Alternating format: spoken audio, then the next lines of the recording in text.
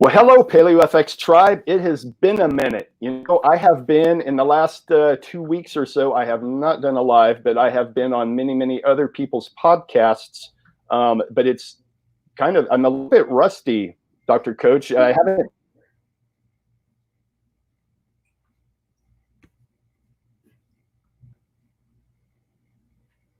focus. Dr. Lisa Koche, or Coach. The last time I saw you was in Tampa over New Year's at JJ Virgin's house. And let me just say that things were a little bit different in January than where we find ourselves today. Absolutely. So there is that. But first off, I would like you to tell people just a little bit of how you came into medicine, because this is a fantastic story.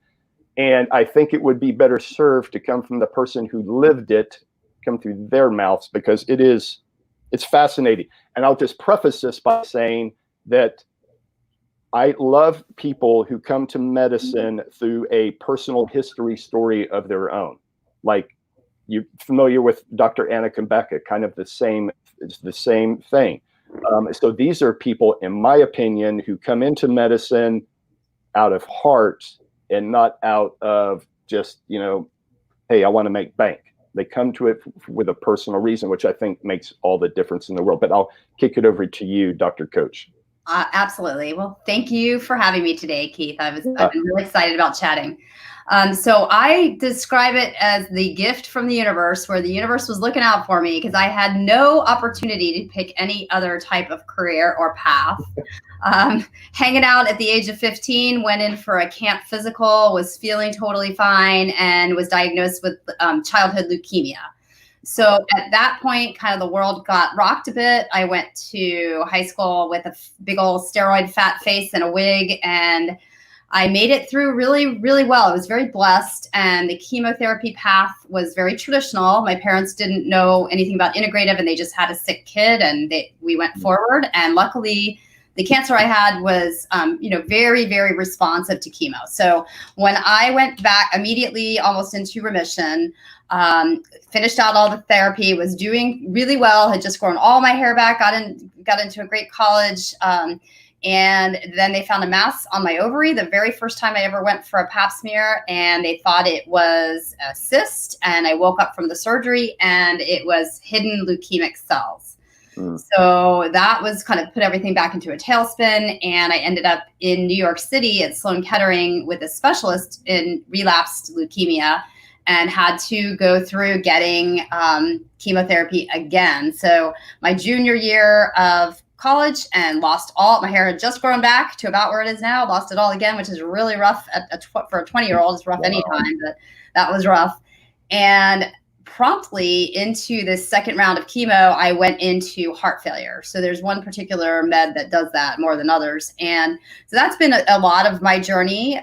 When I got the heart failure, that was the first time I blended traditional and integrative medicine, which is kind of a fun story because my uncle was a podiatrist. And at the time, he just researched cardiomyopathy, which is heart toxicity from chemo, and sent me 2 supplements. I didn't know what the heck they were. I had never taken a supplement before. My family didn't take supplements.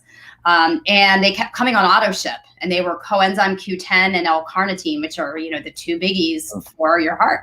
Right. So I rebounded my EF, which is the ability of the heart to squeeze. Normal is about 60. I had gone down to 20. I rebounded to 50 to 55, and I was able to get off meds, stayed on some supplements for a while, then got off those. I could run a 15K. I was fine as far as we knew. And during college, I knew I wanted to go into medicine because I had seen it. I had asked a lot of questions, a lot of why, like, why did I get sick? And why are these other people, like, why are we treating them this way? And my brain was always on that path. And got into medicine. The first person I interviewed with said, why do you want to go into pediatric oncology, which is what I thought, because that's all I had ever been exposed. I'm going to go help kids because I got through this, And the very first guy that interviewed me looked at me and he said, that's not what you're going to want to do. Why would you want to do that? Don't you want to prevent it? And I sat there and he's like, wouldn't that be hard for you? And then I went home and I was like, he's 100% correct. I don't want to do this at all. I want to prevent kids or people from getting disease. Well, what a very insightful thing for him to say. And Right, for someone who I would assume was immersed in Western medicine at that time. absolutely. Right. Absolutely. And, these angels and these teachers come to us and just such interesting, when I look back on my story, the people that cause pivots, sometimes it's fascinating. And he was one of them. So I went into internal medicine because it seemed like the broadest approach to prevention, and quickly found that I wasn't getting the answers even there. I would ask why. We'd diagnose a patient with a problem. We'd do scans, we'd do blood work, or they'd come in with different symptoms. And the answer I would get is, this is just how we do it, over and over and over again. So for me, that led me a little more on the path of studying things outside of the box. I would listen to my patients. They were trying new things, and I was feeling good, but not great. And I was lucky enough to get pregnant because we didn't know if I could. And I got pregnant first time that we tried it. And I had my daughter. And soon thereafter, my immune system went crazy. So I ended up with Hashimoto's and psoriasis and sinus problems. And they thought they were going to have to operate on my eye. And so that was the next journey with my own personal health. And I had already fixed my TSH. It was in a nice, pretty picture for my thyroid, and I still felt terrible. So I went to an endocrinologist who had nothing to add, and in fact told me to follow up in 6 weeks to retest my TSH that was already perfect with his nurse practitioner. Like, that's literally what he said to me. So another angel that came in my path, because after I had some few choice words under my breath to him, I went home and said, if that's how he's treating a doctor, like, what about every other human that's seeing him? And apparently I've got to figure this out. So I trained in functional medicine and nutrition and integrative and studied mitochondria. And then what happened was I was actually able to get myself well enough through a combination of kinesiology or muscle testing, different healers that then became part of my team, and upper cervical work and energy work, that I was able to have my son. So I was able to get pregnant at 41 with one ovary, 5 years of chemo, and no fertility help. And so that was pretty amazing. But when I delivered him, it was because my heart gave out at the end, and it had stepped down a little with my daughter, so I couldn't run 15Ks. I could run a 5K. After my son, they had to deliver him at 35 weeks under general cardiac anesthesia. I was asleep. It was like I had a gallbladder and that baby was taken out. So that was pretty traumatic. And he's now just turned 9. So I spent the past 9 years, diving even further into what can I do to help my heart? What can I do to help mitochondrial function? What can I do on the spiritual journey? Because I started realizing that I had abandoned myself a bit, where I was just, healing everybody else, because that's what we often do as empath healers. We fix everyone. And I just was starting to get better, bringing in new modalities, discovered keto way before it was a thing, and putting patients through protocols. And then it just was a little too late, and not quite enough. And 3 years ago, I just had my anniversary of the biggest event that happened, which was I had a lot of stress. I went through early menopause because of the one ovary and all the stress, and I couldn't walk. So my heart had gone down. My EF went down to 15. I was admitted for 8 days. The heart transplant doctor was in the room on consultation, talking about putting me in the ICU. My cardiologist, who has known my heart for 20 years, stood his ground and said that he thought a certain type of pacemaker that helps the heart synchronize better would work. And after they went back and forth, we agreed to that. And I had this device placed and was able to get out of the hospital. So that was huge. And then I spent the past 3 years, I've continued to heal myself to the place. And this is just the end of this quick story, where about a month ago, I went for my yearly echo, and my ejection fraction is back to 50. He dropped his pen. Nobody understands how I've done this. I'm kicking some butt on the Peloton. I'm actually annoyed I'm not kicking it more than I want to. Good for you. But I'm cutting myself a little bit of slack considering my history, and that's really been a lot of the journey. So I used some exosomes, some stem cells, a lot of biohacking tools to get my body back. The biggest, however, was still the spiritual journey of going back to authenticity and finding self-love. And here I sit today. So what is it about you, Lisa, that allowed you to make it through medical school, but still be open to alternative methods of healing, which I would assume, now I've never gone to medical school, but I would assume that is a subject that's verboten in Western medicine. But what was it about your resolve, or what had you experienced outside of Western medicine that led you to remain very, very open to that? And maybe in addition, the ability to combine the two, because I don't think any of us are anti-Western medicine. Right. Western medicine, which I think and you did a good job of. I think I have been the epitome of that. And I would like to say, when you ask what has done it, I mean, the universe kind of, every time that I was supposed to introduce a new modality or learn something, it would be triggered by this body. So it's almost like my body was like a surrogate for humanity, where it's like, let's knock her down this way, like get her to scratch and crawl out of it. Right. And then she'll figure out how to take the best of both worlds and treat all her patients with it. So I would say the resolve is more a couple of things. One is the gift of my own journey, clearly. And the fact that, like, starting so early with supplements that I didn't even know what they were when I was 20, but I needed the chemo. I mean, the chemo healed my leukemia. And then coming all the way fast forward to this device in my chest got me out of the hospital. But guess what got me to the place that I'm kicking it on the Peloton? It is exosomes, integrative, biohacking, spiritual work. So, you know, it was probably the combination of my own journey, along with my inquisitive, curious, not taking no for an answer, why kind of drive. Right. But I think that there are so very few doctors like you. For one, there are more and more who are coming out, which is fantastic. But I think your story really illuminates the fact that people have to really be the champions of their own health and wellness, right? And to take charge of that, and to ask for and seek out doctors who are willing to work with you and at least consider alternative paths to the Western medicine path. Would you agree with that? Yeah. 100%. And I'll tell you, if you look back to when I first started my practice, it was more rare that these ideas, that people had heard of some of these ideas, like the kinesiology or muscle testing that I recommend, or the certain supplements, or this whole spiritual journey is really, people are only waking up over maybe the past 5 years or so. Right. And it's been really fun for me to watch. Most of my practice has grown really just from word of mouth, but also from doctors. So it's really easy. And one of my pet peeves is when people in the integrative world that aren't doctors just kind of diss all doctors as, you know, they're traditional and they're whatever, or not, you know, because most of us, really no doctor goes to medical school to just make money and you know, be narrow-minded. Like, I think it's more of an educational issue that we're not exposed to these incredible techniques so early, because I would have, dove in right away if they were there.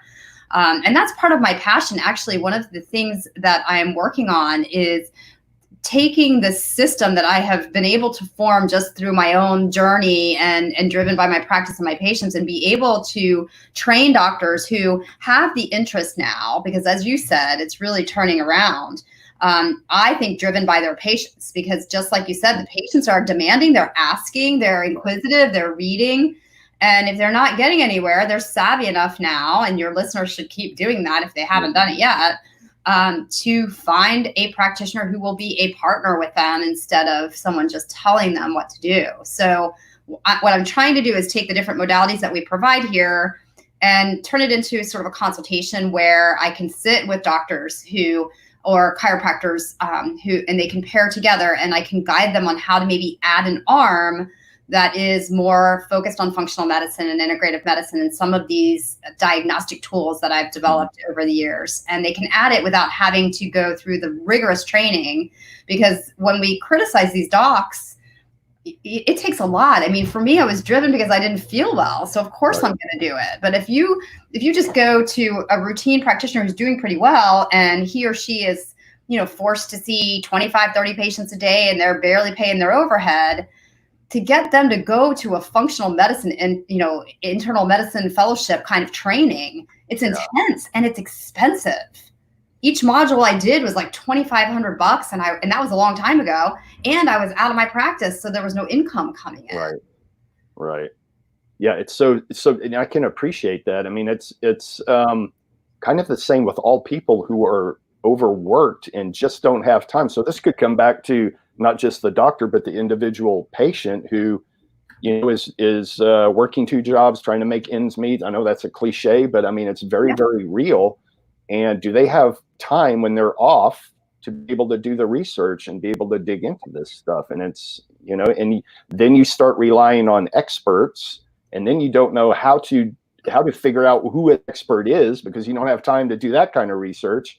And it's just a snowball effect. Right. And I think that's where what's unique about my practice, even in the world of functional medicine, is that I have continued to take insurance. So all the way through, people with the level of training in functional and integrative medicine that I have do not. As a classic thing, they don't take insurance. Right. They're missing most of the population that doesn't even have the awareness. Just like you said, they don't have time to research it. They just know they're not at the top level of their game, right? Something's off, but I got to get through it. I got to power through. I got to go. Whereas if I can catch those people, and I do, they come in for a cold or whatever, when they actually have to come in, and then I'll sit with them and just say, do you feel in control of your life? They come in and see me for this thing, and I'm directing to some spiritual work. Right. Or, hey, did you know if you take like at least 5,000 a D, I don't care if you take anything else, you're less likely to get sick again. So I can capture them quickly at those visits and hopefully raise awareness and open their mind a little bit. And that's on us, and why I'm passionate about potentially training docs on how to introduce this in a way that won't make them stressed. Right. And is the reason that most integrative medicine doctors do not take insurance is because it is such a heavy admin and overhead burden? And is that the... I think it's multifocal, frankly. I think number one is the most important reason is that the patients are incredibly complex. So it's not like, again, I come in and I just want part of what is easy about general internal medicine. You come in, you just need your blood pressure tweaked, or your blood pressure medicine tweaked, or maybe your follow up on your labs, which can be done fairly quickly. Mm-hmm. But if I get someone who comes in and they've got this stack, and we're like, oh crap, of like all the records of every doctor they've been to for the past 20 years, and I'm their last hope, and I'm going to fix it. Right. So that is a massive time commitment. And when you look at insurance reimbursement, it does not cover that. So what I have to do and what I've done is direct people so that I can at least get them somewhere, because somewhere is better than nowhere. And the reason why my clinic has done well is because I've got other healers and other services that are not insurance based, so it can supplement to the overhead. Right. Got it. That was just an aside question. I just, not being in the business, I think I know why, but not being in it makes me not an expert for sure. Right. So let's circle back around to when we last saw each other in January in Tampa. And at that point, I think everyone there, you could mention gut health too, and they would be like, yeah, very important, and go on with conversation about something else. And that quickly turned into, by the time late February, March hit, gut health is paramount. Absolutely. Paramount. So can you speak to gut health as it pertains to protecting ourselves from any type of pathogen that we may come across or virus? Yeah. And I mean, even more than just any type of pathogen. So when I do initial intake on patients, one of the first things I do is go back to the beginning and ask if they've had a history of a lot of antibiotics, if they remember as a kid.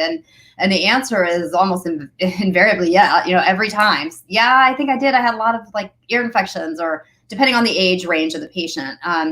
And then I go through and say, okay, so then in grade school, middle school, high school, did you have belly aches, headaches, fatigue, mono, any of those types of symptoms? Do you ever get bloaty, constipated? And it's always yes. I mean, I'd say 75% of the people that I'm seeing.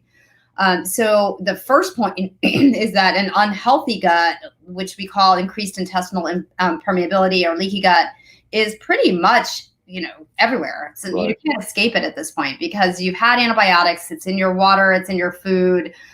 You've had Advils and other medications and food that's genetically modified. So really all of us, unless we pay attention and get this treated, are struggling with the inability of the gut to digest and absorb appropriately. And when that happens, we're a setup for everything. It's really a cornerstone for our immune system. Like, as you alluded to, absolutely, the immune system is based in your gut, and a lot of people don't realize that.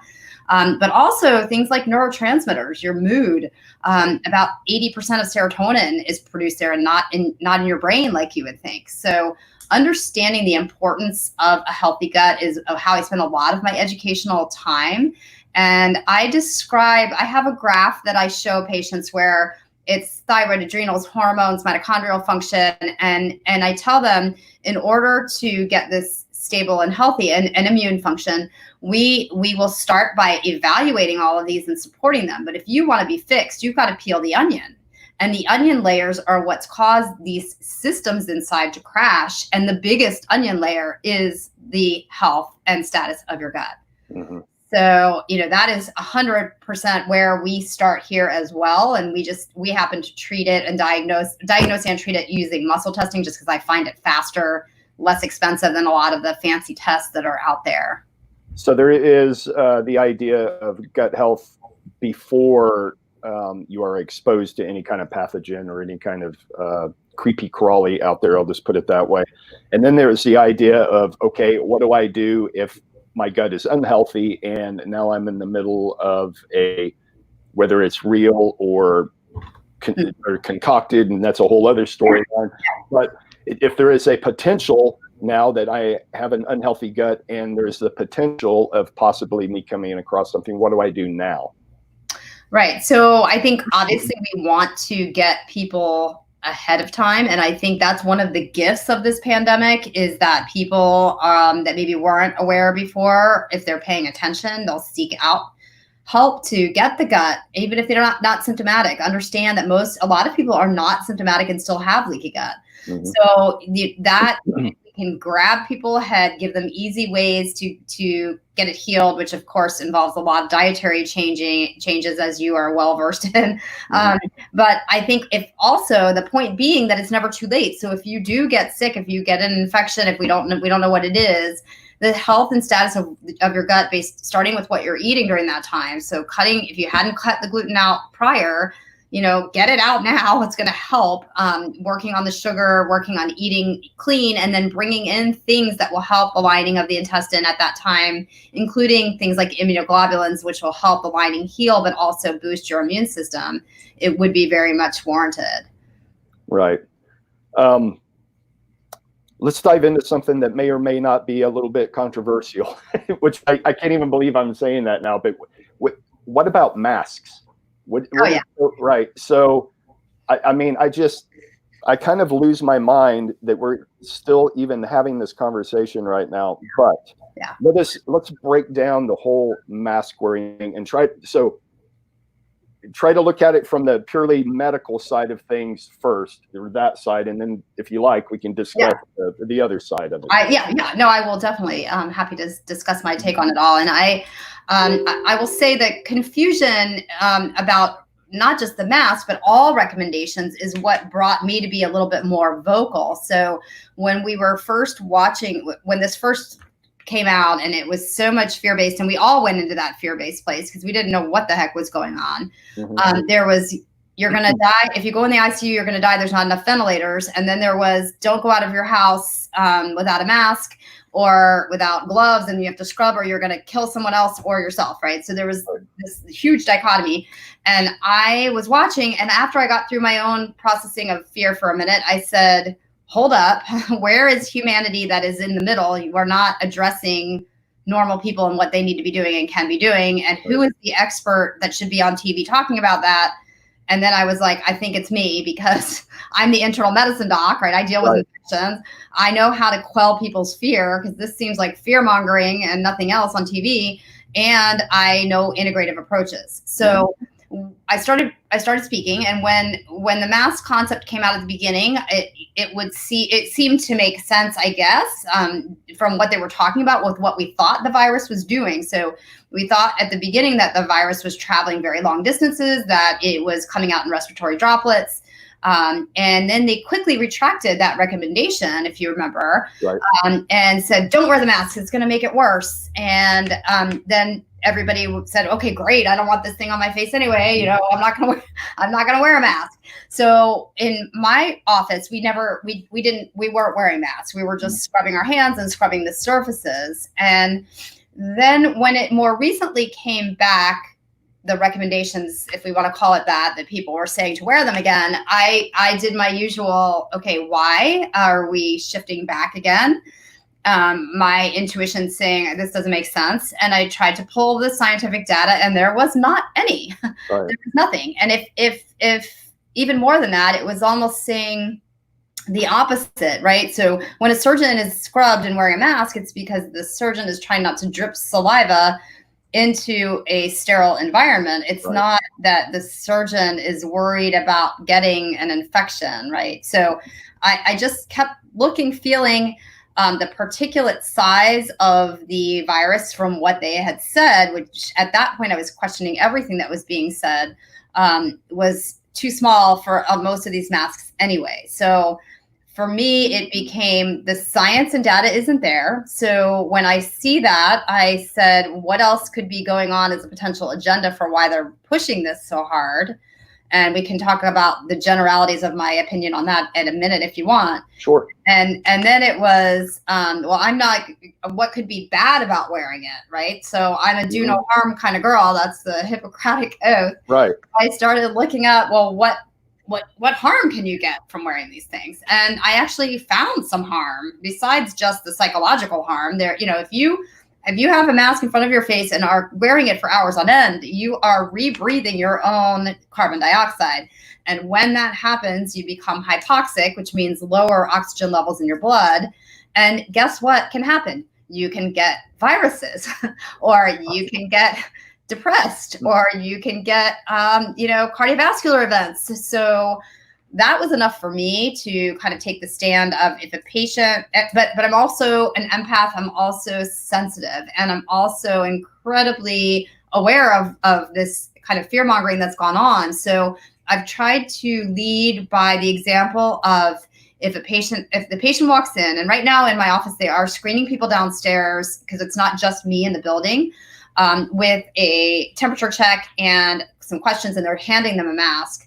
So almost everybody's walking up into my space with it, but then they quickly see that we're not wearing them unless the patient asks. So I will put it on, not happily, if the patient is uncomfortable. You know, I asked them I had a patient the other day, and her dad has just gone through chemo, and I said, absolutely, let me grab it, and I put it on during the encounter.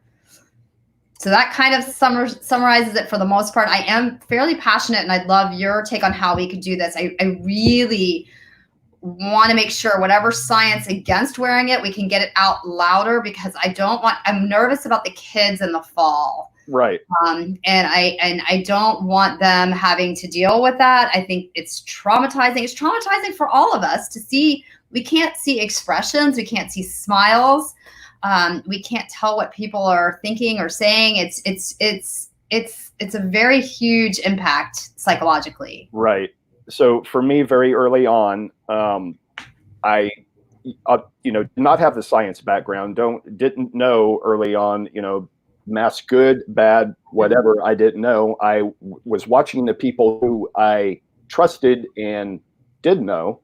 So I was keeping my eye on those people who luckily enough, I could text most of these people.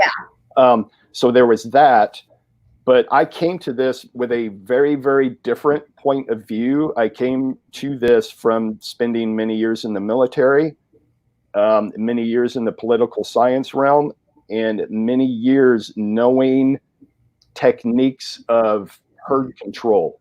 Yeah. And techniques of propaganda, and both from the avoidance side, if you get caught and put into a situation where you're trying to be brainwashed, where you're trying to where you're trying to be cracked, so to speak, these are the techniques that will be used against you, and here's how to recognize them, and here's some defenses for you to keep up. And when you look at what was going on, and I was trying to separate the medical side of things from the potential of a herd control issue, that was all looking very textbook.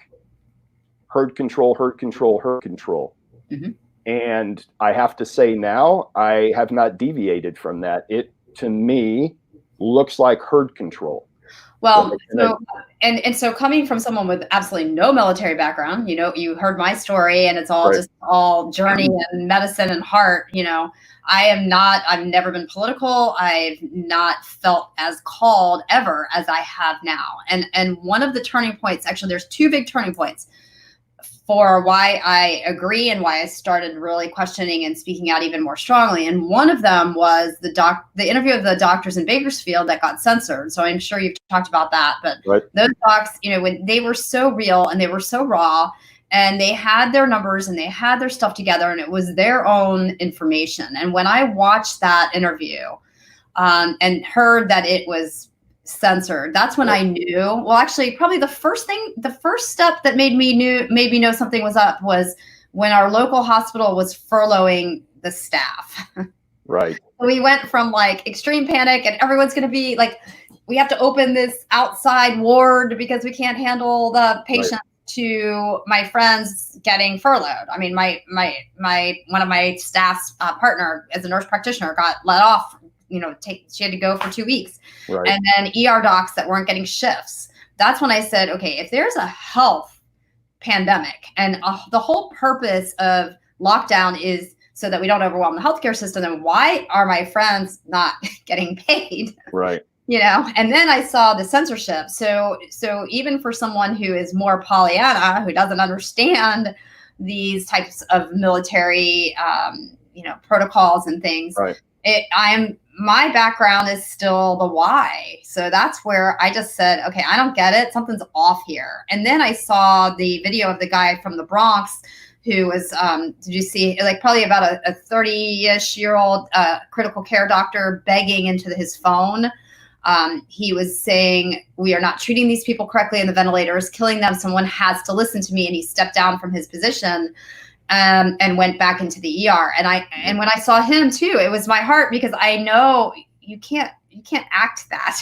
Right. It was real. And then I said, okay, so we don't understand this virus. I don't blame anyone for that. We don't understand it. We don't know where it's coming from. But then why are we not changing these lockdown rules? And why are we keeping businesses closed if the hospitals are empty? So that's where I came from. And it's very easy to jump from there to the most basic military, which is divide and conquer. And for me, I could look as someone who's not into politics and see what's the quickest way to divide humans, right? Number one, politics, because they'll all scream at each other for hours on end. So let's make this political. Number two, maybe it's the color of their skin. And then number 3 and 4 and 5, keep them separate. Put a mask over their face. And most of my patients were feeling the same way. And the good that I can get from it is I don't give energy to darkness. So that's where maybe we differ a little bit, because I can't go there. I don't know. I don't know who, or really want to know who is behind this agenda. I know that it's more of a spiritual type of a battle at this point, and I know that light and love is always going to win. Right. So I just focus on that and bringing people inside, because I don't think they realized how advanced we were as a humanity, how connected and how conscious we had already been waking up. And that this pandemic time, at least for my patients and for me, has provided so many beautiful benefits of the ascension journey, of going inside and of purging the stuff that's keeping us dense, which just brought us all together. Right. Yeah. I look at this as it's almost like multi-level chess, right? There's games being played at if you want to call it the 3D level, and there's games being played higher, and there's games being played higher and higher yet. And each of these games is very, very important.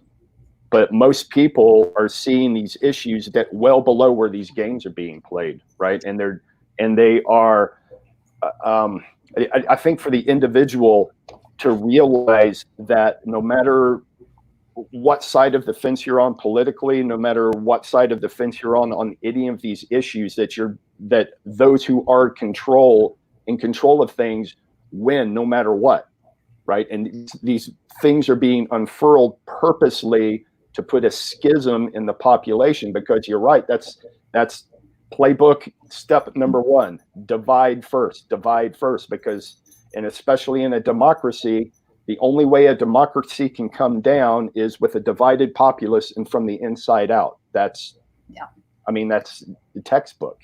And that's exactly what's going on right now. I mean, all of these issues are rolling out according to script. I mean, if you go back and look at the time, according to script, and it's just schism after schism after schism after schism, even within close bands of people. So I'll give you an example. There's a group of us that gets together every 4th of July, and we go to Seaside, Florida to just hang out, and that's been our thing for a while. Well, now Seaside, Florida has this deal where you can't go on the beach unless you're social distancing, which just like, are you kidding me with this? So my position on that, and Michelle's position, is more so me, because I'm the guy that gets uppity about this, is I will support no city, no business, no anything that supports wearing a mask or this ludicrous social distance. I just won't do it. It is against my principle. So I can't speak it on forums like this and then go out and do otherwise. And so that's creating a schism between our group. Well, I might be able to help you a little on that one, only because the beaches here, they say, I'm gonna send you, I'll text you a picture later, because they say social distancing, it's fine. It's just like it always ever was. So it may be something that Seaside, the city itself, institute. I don't know, but it may be all for naught. And Keith is just getting all hot and bothered, and it happened this morning. So. Okay, well, I'll tell you, there were police there. You know, this is Clearwater Beach, which is like the most hopping place. Right. And there are police there, and there's some signs, but it's not a big deal. And I hate to see you not connect, because you're so needed to be a voice, that you may want to weigh that out. But I think that nobody knows how the best way is to get over these things. Like Mike, they opened summer camp, which I was so excited about so my son was able to go, and these poor teachers are having to wear masks. But my kid didn't have to. So they made him do some hand sanitizer. Am I going to argue about the toxins that are in the hand sanitizer? Right. Or am I going to be thankful that he's, playing soccer with his friends?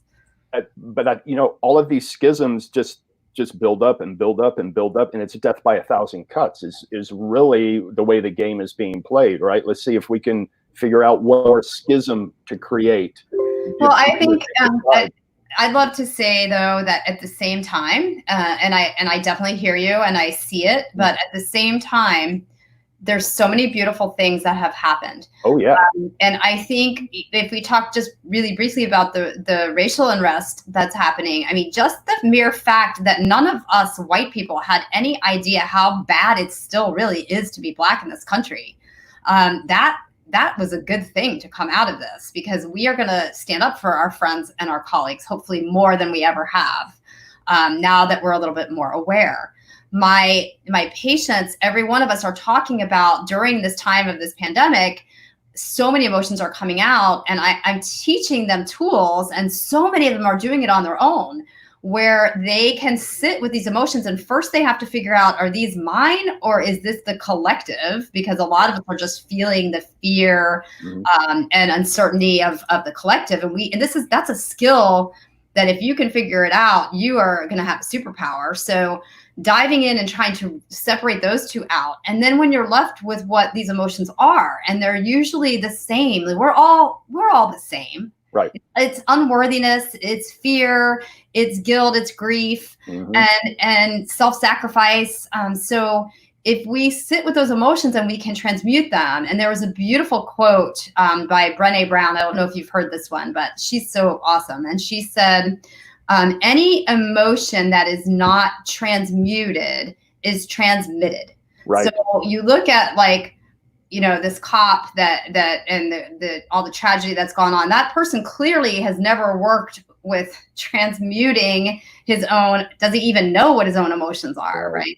So if we can take those skills, I don't care what schisms, the schisms aren't going to happen if people are continue to go within and they hold space for others to do the same. And I see so much of that happening on a larger level than it ever has, and the connection between people and people like me. Look, I'm speaking every single day. I wasn't doing that before. I'm bringing my light and my words every single day. So now they've got to deal with some more of these powerhouse light workers stepping up, and they didn't bargain for that. So that's where I'm putting my energy. Right. You know, it's funny because Michelle and I were just talking about this the other day. About 4 years ago, we saw just this exponential increase in interest in psychedelics and plant medicine.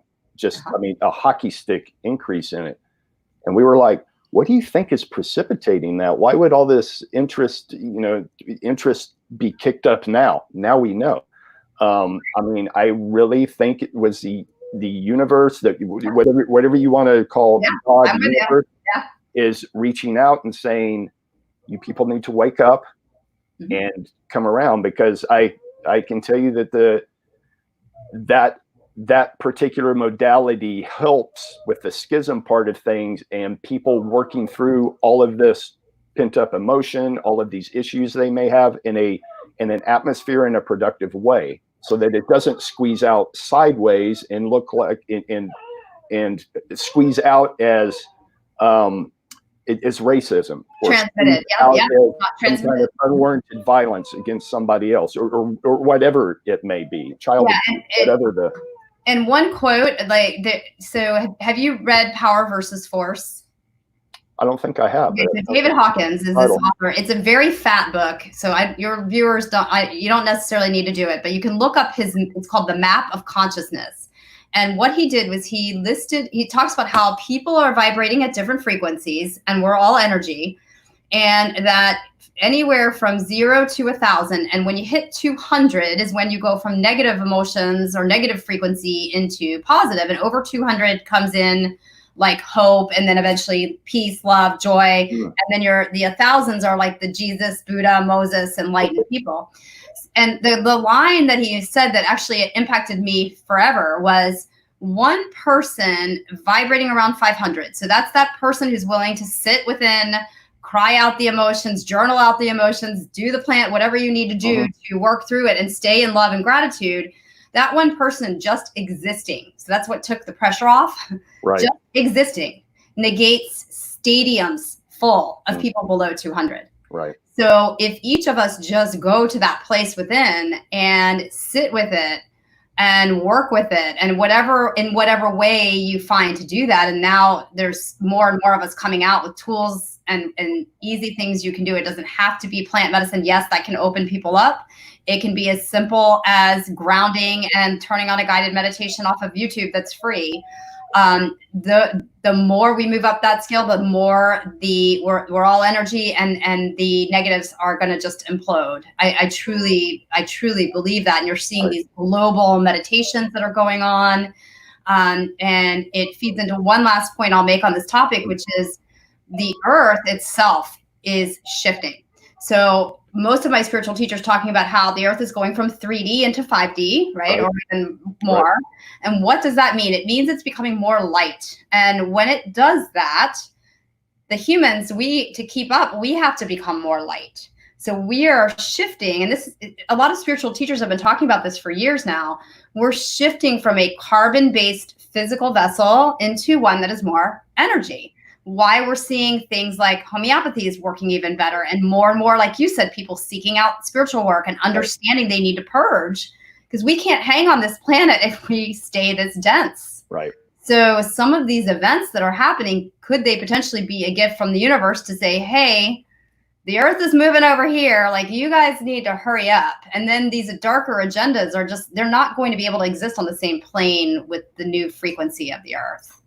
And I've had conversations with people, meet people where they're at, right? I've had conversations with people that are like, okay, that sounds a little woo for me. And I'm like, well, think about it this way. Maybe it is. But think about your physical vessel as it is right now. If you go through these practices, you are going to be much better off in this dense physical body than you were before. So if you think about it in no other way, being centered, meditation, all of these energy practices do work on the physical vessel as well. Really work on the physical vessel as well. Look at me. That's what I'm telling you, what took my heart from probably an ejection fraction of 35 or 40 to where I'm able to push it on Peloton. Right. That was me releasing so much deep stuff and doing so much work. So it works. And one of my passions and my goal on this planet is to find the scientific support so that people don't have to call it woo, so that I can connect the science to the spiritual side. Right. And I think the more people who try it and find, it's just like anything else, right? People try it, they try it, kick the tires, run it around for 30 days, see how you look, feel, and perform. I think you're going to see a big difference just on that level. Yeah, it's undeniable. Absolutely. Right. Lisa, tell us about your ebook. So I believe there is an ebook in the discussion part up there at some point. I can't see it because I wanted to provide a service. It's an overview on how to optimize your mitochondrial function. So how to biohack your body. And I just touch on some of the biggest things that you can implement right away. So from diet to a couple of the mindset points, to therapies that you may or may not have heard of, like red light therapy and oxygen. So check it out, because I view the mitochondria as one of the main ways that we are engaging or interacting science and spiritual, because mitochondria were their own bacteria, and they sense light and they sense thought patterns. And the more we work on them physically, the better the journey of the self-discovery will go as well. And I would say, if you ever just want to re-experience the internal feeling of awe, study mitochondria, because that is amazing. And it will rekindle your childhood feeling of awe, because you'll just be like, what? Yeah. And the funny thing, when I first started studying it, my daughter would always ask me to quiz her, right, for her tests. And so she said, Mom, I want you to quiz me. And I said, please don't be history. Please don't be history. And she said, no, it's biology and it's the mitochondria. So then I was like, I'm all over this. I'm studying the heck out of this. Yes. So she hands me the stack of papers, and the first 10 pages were about a leaf. And I was like, Jordan, really? Like, I thought this was about mitochondria. And she looks at me, she goes, Mom, the chloroplast and the mitochondria are exactly the same. And I was like, what? Wait, what? And then I'm looking through the papers, and they look exactly the same. So It's one of those where I sat there and I said, I'm going to file that one over here. I don't know what the heck it means yet, but it's interesting. And then I was driving, listening to a podcast of the Jack Cruz, who you may know of who he is. He's a neurosurgeon, right? And he's a little bit on the edge and wild, and definitely bucks trends and likes to cuss a lot on podcasts. And I'm driving on the highway, and he was talking about light and how it affects our mitochondria. And he was like, people, wake the F up. The chloroplast and the mitochondria are exactly the same. And I was like, oh my God, I knew that. So he talks about how when light enters our eyes and how we're very similar to plants. Right. And that opened up another whole world of, whoa, we don't understand this yet. But it's exciting. So right. Just as an aside, I've had some very, very good conversations with Ryan Freisinger, who is a guy here in Austin who is a healer and just a tremendous guy. I've done a live with him before. He's a tremendous guy. Would love to introduce you to him, Lisa. Yeah, I love it. But we've had this discussion before that if mitochondria is in cytoplast, the cytoplasts are very, very similar. then in theory, at some point, we should be able to subsist on Just sunlight. the light. Right. Without, and maybe we are evolving into beings who can actually do that. And I know that sounds like sci-fi or crazy talk, but really, I mean, if you look at the two, you're like, how can that not be? I mean, energy is energy, right? And how the entity takes in that energy and disperses it, what does it matter if the plant can do it with sunlight and we have the same machinery? Yeah, and I'll tell you one other fast tool. So I told you my vessel acts up whenever I'm supposed to learn a new modality. And over this pandemic, I tried to water ski, which I used to be good at, and then my back started hurting. And it wasn't the water skiing; it was me needing to discover something new. And the short story is that the other part of our body that is fueling us with light is our fascia. So I don't know if you've read much, but there is a video called The Living Fascia. And you can actually see, it was a surgeon opened the forearm. And we always thought fascia was just like saran wrap that goes around our organs. And people heard of plantar fasciitis, but your fascia is actually a system that goes everywhere. And it turns out that the fascial system may be one of the main ways we are getting light, energy, and even the seat of consciousness, getting that energy to pass. It carries water as well. So the connection between fascia, mitochondrial function, how we can utilize light and energy as fuel is something that is incredibly exciting.